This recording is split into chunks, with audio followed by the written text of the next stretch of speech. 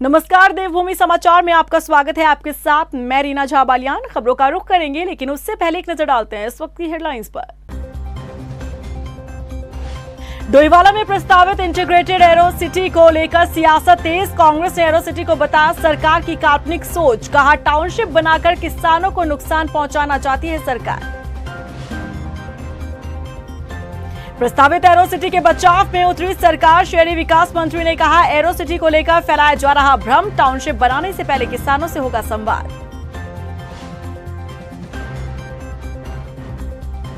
पूर्व मंत्री हरक सिंह रावत ने फोड़ा ऑडियो बम। हरक ने मंत्री प्रेमचंद के साथ बातचीत को किया वायरल। प्रेमचंद का आरोप विश्वासघात करना हरक की पुरानी आदत।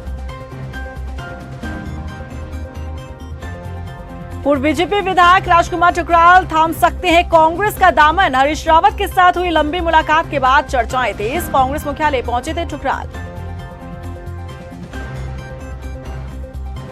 और चलिए बुलेटिन की शुरुआत कर लेते हैं। उत्तराखंड कांग्रेस ने इंटीग्रेटेड एरो सिटी को लेकर प्रदेश सरकार पर कई सवाल उठाए हैं। पूर्व सीएम हरीश रावत ने उत्तराखंड की भौगोलिक संरचना का हवाला देते हुए पूछा कि क्या हिमालय राज्य में टाउनशिप का कोई औचित्य है।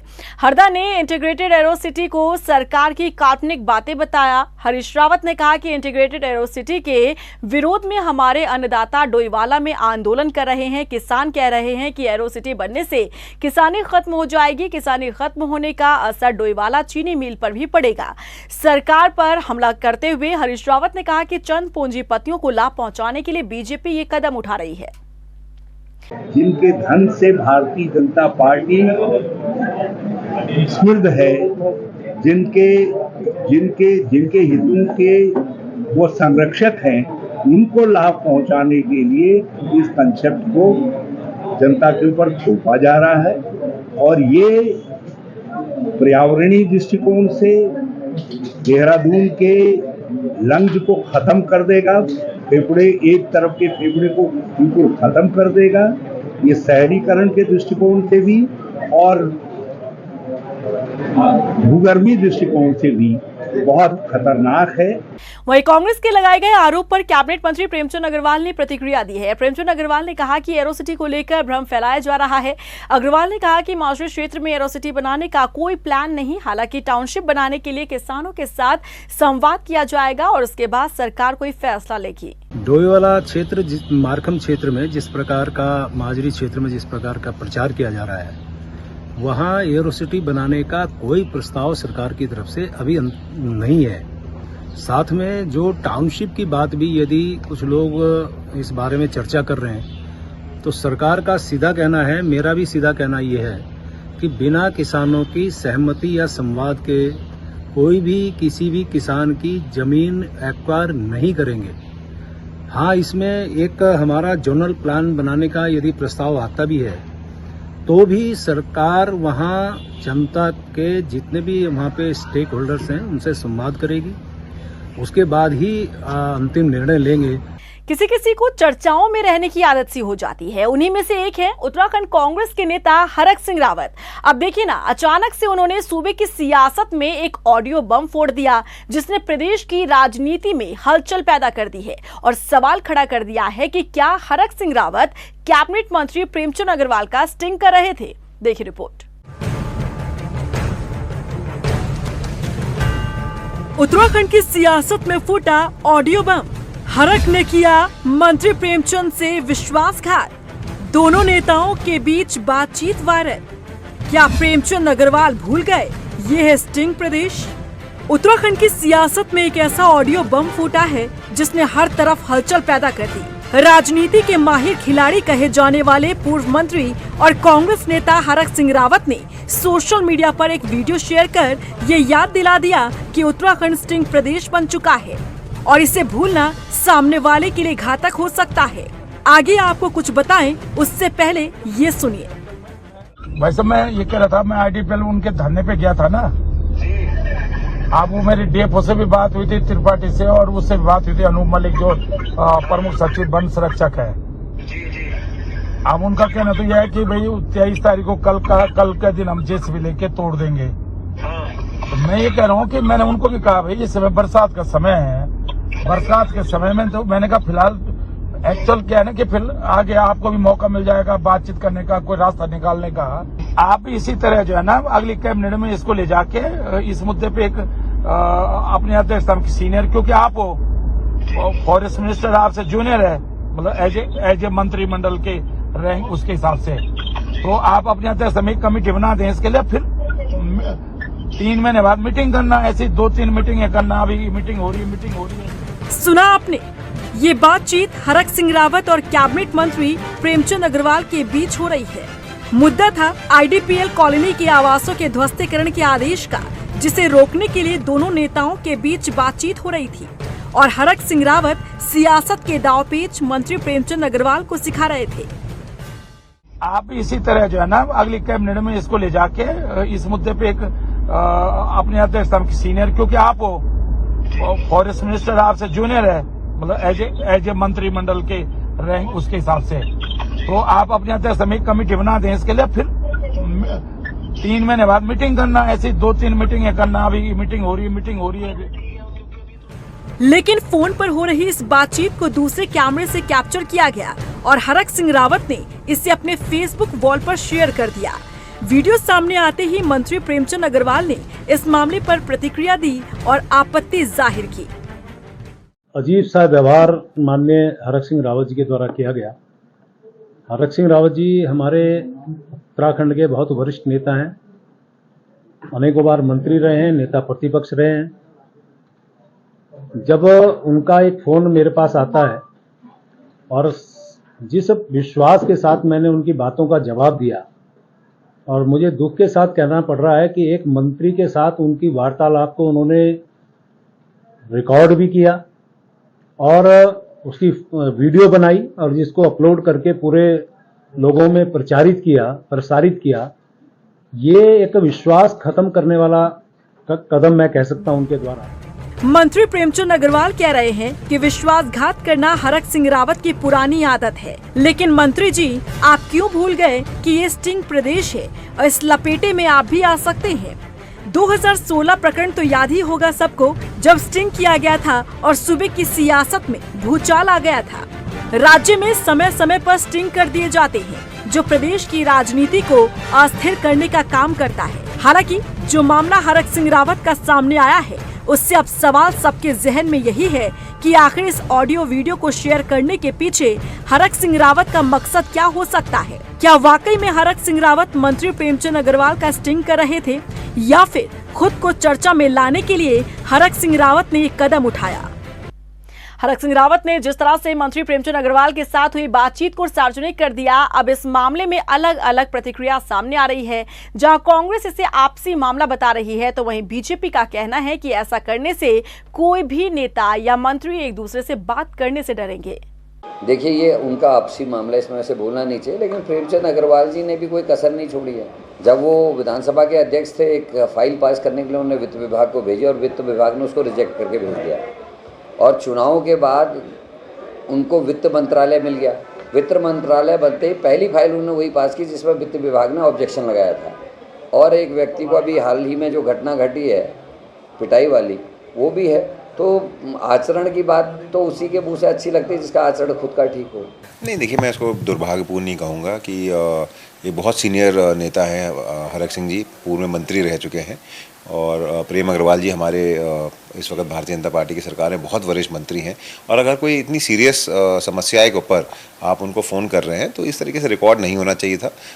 इस तरीके के कल कोई भी मंत्री किसी से भी व्यक्ति से समस्याओं के ऊपर चर्चा करने से डरेगा, आपको रिकॉर्ड नहीं करना चाहिए था। ये एक बातचीत एक पूर्व मंत्री एक करंट मंत्री के बीच में हो रही है, और उसको इस तरीके से प्रचारित करना, रिकॉर्ड करना और फिर सोशल मीडिया पर डालना, मुझे ये ठीक नहीं लगा। पूर्व बीजेपी विधायक राजकुमार ठुकराल के कांग्रेस में शामिल होने की चर्चाएं तेज हो गई है। मंगलवार को बीजेपी के रुद्रपुर से पूर्व विधायक राजकुमार ठुकराल ने कांग्रेस भवन पहुंचकर पूर्व सीएम हरीश रावत से मुलाकात की। हरीश रावत और राजकुमार ठुकराल के बीच लंबी बातचीत हुई, जिसके बाद कयास लगाए जा रहे हैं कि वो कांग्रेस में शामिल हो सकते हैं।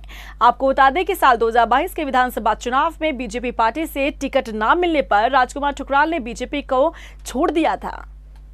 हल्द्वानी पहुंचे मंत्री धन सिंह रावत ने सुशीला तिवारी अस्पताल में एमआरआई मशीन का उद्घाटन किया। इस मौके पर स्वास्थ्य मंत्री ने कहा कि अस्पताल आने वाले मरीजों को अब एमआरआई के लिए भटकना नहीं पड़ेगा। उन्होंने कहा कि अस्पताल में कैथ लैब और ट्रॉमा सेंटर बनकर तैयार होगा। सरकार की इच्छा में भी एम्स का सैटेलाइट सेंटर बना रही है। सरकार की कोशिश है कि पहाड़ से मैदान तक हर नागरिक को बेहतर स्वास्थ्य सेवाएं मिले।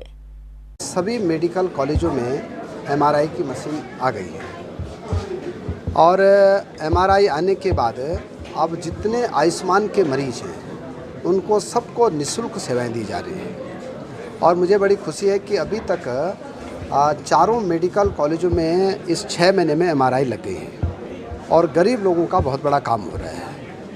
कोविड के समय में ये बात आई थी कि भाई हमको सब जगह एमआरआई देनी है, सब जगह जो है आधुनिक मशीनें देनी है। अब हम सभी मेडिकल कॉलेजों में कैथ लैब बना रहे हैं। हल्द्वानी में बारिश के चलते गौला पुल को काफी नुकसान हुआ है। एहतियात के लिए जिलाधिकारी ने टेक्निकल टीम से पुल का निरीक्षण करवाया, जिसमें सुरक्षात्मक कार्य करने के सुझाव दिए गए। जिलाधिकारी ने बताया कि गौला पुल की अप्रोच रोड को ठीक करने का जिम्मा लोक निर्माण विभाग को दिया। साथ ही शहर की खराब सड़कों की मरम्मत की जिम्मेदारी नगर निगम को दी गई है। सरफेस की एक सूचना आई थी कि उसका जो ब्रिज का सरफेस है उसमें बड़े बड़े गड्ढे हो गए हैं। उसमें एनएचआई को निर्देश दिए गए थे, उनके द्वारा इसमें काम कर दिया गया है। अभी गड्ढे भरने का काम चल रहा है। साथ में उसके जो नीचे पिलर्स है उसके डैमेज के बारे में आई थी, जिसका इंस्पेक्शन कराया गया था। तो विभाग ने पिलर्स में ज़्यादा नुकसान रिपोर्ट नहीं किया था। जो उसकी अप्रोच रोड है उसको खतरा जो है वो सामने आया था टेक्निकल कमेटी की रिपोर्ट में। तो उसमें जो सुरक्षात्मक कार्य विभाग के द्वारा कराया जाना था वो पूर्ण कर दिया। रुड़की नगर निगम बोर्ड में बैठक हुई, लेकिन आयोजित बैठक हंगामे में तब्दील हो गई। बैठक में शामिल होने आए पार्षद मेयर के देरी से पहुंचने पर नाराज हो गए। नाराज पार्षदों ने एक पार्षद को मेयर की कुर्सी पर बैठा दिया और बैठक शुरू कर दी। बैठक में पार्षदों और एसएनए के कर्मियों के बीच भी बहस हुई। वहीं देरी से पहुंचे मेयर साहब ने जब अपनी कुर्सी पर पार्षद को देखा तो भड़क गए। हंगामे के चलते मेयर ने बैठक को स्थगित करने का फैसला लिया। नगर आयुक्त ने भी पार्षदों पर सवाल उठाए। लगभग 11:30 बजे मैं जब बोर्ड हॉल के अंदर गया मीटिंग के लिए तो वहाँ पर नगर आयुक्त मौजूद नहीं थे। उनको कुछ ज़रूरी काम से जाना पड़ा। आने में 5-7 मिनट की देरी हुई। मेरे से पहले ही मेरी कुर्सी पर वहाँ पर नगर निगम के एक पार्षद चंद्र प्रकाश बाटा जी बैठे हुए थे और बैठ करके मेयर के रूप में मॉनिटरिंग कर रहे थे, जो बहुत ही हास्यास्पद है और इसके साथ साथ नीचता की प्रकाष्ठा है। देखिए, आज बोर्ड बैठक आयोजित की गई थी, लेकिन कतिपय पार्षदों द्वारा, और ये एक जनरल फिनोमेना है कि जो एजेंडा है उससे इतर मुद्दों पे लगातार ये लोग बहस करते हैं। बहस भी क्या, हल्ला गुल्ला ज़्यादा होता है और जो मुद्दों पे चर्चा है वो नहीं होती है। इस चीज़ को लेके कर्मचारियों के साथ, हमारे एसएनए साहब के साथ इनका थोड़ा व्यवहार उनको ठीक नहीं लगा। इससे कर्मचारी आक्रोशित हो गए, उन्होंने छोड़ दिया। उधर दिनेशपुर में कांग्रेसियों ने मणिपुर की घटना का विरोध में यहां पर केंद्र सरकार का पुतला फूंका। साथ ही प्रधानमंत्री नरेंद्र मोदी के दिए गए बयान की भी निंदा की। डबल इंजन सरकार का विरोध कर रहे कांग्रेसियों ने मणिपुर में राष्ट्रपति शासन लगाए जाने की मांग की। अब रही बात मणिपुर की, आज 90-92 दिन हो गया है। भारत के प्रधानमंत्री ने एक शब्द वहाँ के लिए नहीं बोला। संसद से भाग रहे हैं, जवाबदेही उनकी बनती है। वहाँ डबल इंजन की सरकार है। 2 महिलाओं को नग्न करके घुमाया गया, उनके साथ बलात्कार किया गया है। अभी एक और नया वीडियो आया है कि एक महिला को गोली मार दी गई है। और भारतीय जनता पार्टी के बेशरम सरकार की चूप है, कोई कार्रवाई नहीं। टिहरी जिले के राजकीय इंटर कॉलेज पौड़ी खाल में पर्यावरण के संरक्षण के लिए पौधे लगाए गए और स्वच्छता अभियान चलाया गया। स्कूल के प्रधानाचार्य पीएस कठैत की देखरेख में वृक्षारोपण किया गया, जिसमें स्कूल के शिक्षक, पर्यावरण संरक्षण के नोडल अधिकारी श्री प्रसाद भट्ट, स्कूल के छात्र छात्राओं ने हिस्सा लिया। बता दें कि हरेला पर्व से लेकर यहां पर श्रीदेव सुमन दिवस तक स्कूल की तरफ से अलग अलग प्रजातियों के 1000 से ज्यादा पेड़ पौधे लगाए गए।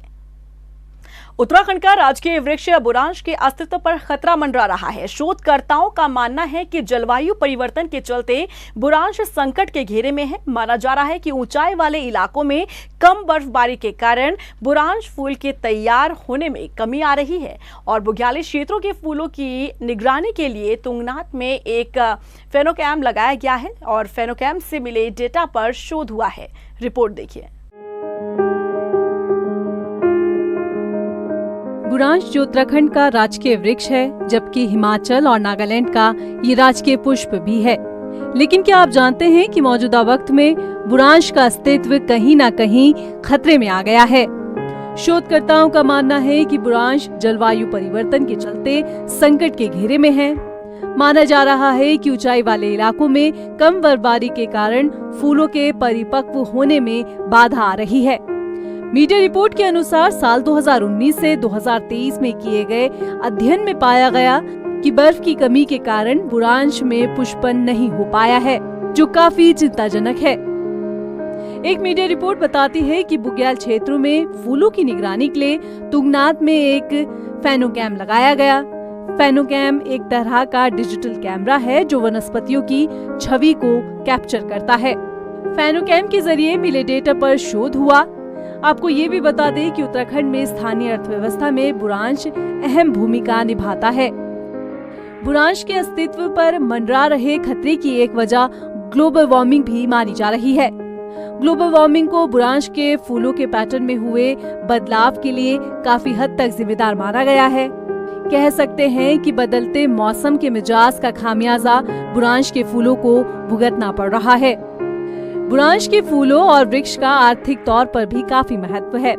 ईंधन के रूप में बुरांश के पेड़ों की लकड़ी का इस्तेमाल किया जाता है। बुरांश की लकड़ी से कोयला भी बनाया जाता है। टूल हैंडल्स, बॉक्स, पैक स्लेडर, पोस्ट, प्लाईवुड में भी बुरांश के पेड़ का इस्तेमाल किया जाता है। बुरांश के फूल की पंखुड़ियों को खाने में प्रयोग किया जाता है। सभी धार्मिक कार्यों में देवताओं को भी बुरांश का फूल चढ़ाया जाता है। वैसे बुरांश मूल रूप से भारतीय है। ये पूरे हिमालय इलाकों में फैला हुआ है। अन्य देशों की बात की जाए तो बुरांश भूटान, चीन, नेपाल, पाकिस्तान, थाईलैंड के अलावा श्रीलंका में भी पाया जाता है। बुरांश की खूबी ये है कि ये सदाबहार पेड़ है जो समुद्र तल से 1500 मीटर से 3600 मीटर की ऊंचाई पर उगता है। ये 20 मीटर ऊंचा होता है, जिसमें खुरदुरी और गुलाबी भूरी छाल होती है। इसके फूल कई हिस्सों में बड़े, गोलाकार, गहरे लाल और गुलाबी रंग के होते हैं। उत्तराखंड की बात करें तो बुरांश उत्तराखंड का राजकीय वृक्ष है। बुरांश गुणकारी भी है। बुरांश के फूलों से बना शरबत हृदय रोगियों के लिए लाभकारी माना जाता है। स्थानीय लोग इसका इस्तेमाल क्वैश और जैम बनाने में भी करते हैं। इसकी चटनी को आज भी ग्रामीण इलाकों में खूब पसंद किया जाता है। उत्तराखंड में ग्रामीणों की आजीविका का केंद्र बुरांश खतरे में है। ऐसे में इसका पुष्पन न होना काफी चिंताजनक है। जरूरत है तो इसे संरक्षित करने की। देहरादून से ब्यूरो रिपोर्ट। राजधानी देहरादून से सरेआम गुंडागर्दी का मामला सामने आया है। आरोपियों ने पॉश कॉलोनी में मौजूद यहां पर दुकान में तोड़फोड़ की और आरोपियों से बचने के लिए दुकानदार इधर उधर भागते नजर आए। गुंडों ने दुकान में मौजूद सामान को तहस नहस कर दिया। वहीं ये पूरी घटना सीसीटीवी कैमरे में कैद हो गई है। पीड़ित की तहरीर पर पुलिस मामले की जाँच कर रही है। देखिए, परसों जो है एक कंप्लेंट आई थी जिसमें कि एक दुकान मालिक द्वारा यह बताया गया था कि उसकी दुकान है दून बिहार में और कुछ लड़कों के द्वारा जो है दुकान में घुस करके उसका सामान वामान फेंका गया। इस संबंध में जो है जो भी तहरीर उनके द्वारा दी गई है उस पर वैधानिक कार्रवाई की गई। और इसी के साथ फिलहाल इस बुलेटिन में बस इतना ही, लेकिन चलते चलते एक नजर डालते हैं इस वक्त की हेडलाइंस पर।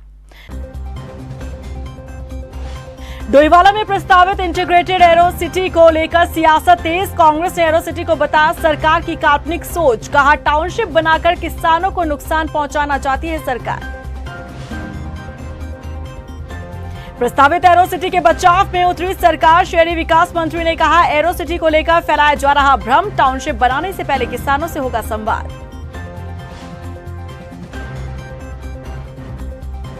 पूर्व मंत्री हरक सिंह रावत ने फोड़ा ऑडियो बम। हरक ने मंत्री प्रेमचंद के साथ बातचीत को किया वायरल। प्रेमचंद का आरोप विश्वासघात करना हरक की पुरानी आदत। पूर्व बीजेपी विधायक राजकुमार ठुकराल थाम सकते हैं कांग्रेस का दामन। हरीश रावत के साथ हुई लंबी मुलाकात के बाद चर्चाएं तेज। कांग्रेस मुख्यालय पहुंचे थे ठुकराल।